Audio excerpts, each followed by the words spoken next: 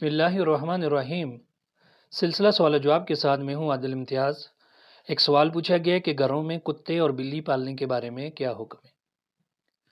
تو اس بارے میں یہ یاد رکھیں کہ بلی پالنا جائز ہے، اس میں شرعاً کوئی حرج نہیں، البتہ احادیث مبارکہ میں بلا ضرورت کتا پالنے کی سخت ممانعت آئی ہے، اور احادیث مبارکہ میں آتا ہے جہاں کہیں کتا ہوتا ہے وہاں رحمت کے فرشتے نہیں آتے۔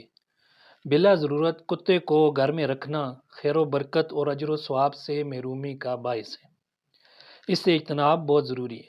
البتہ اگر کتا مال و اسباب کی حفاظت یا شکار کے طور پر اس کو پالا جائے تو اس میں شریعت نے ضرورت کی حد تک اس کی اجازت دی ہے، اس کے علاوہ کتے کو کسی اور مقصد کے لیے نہیں رکھا جا سکتا۔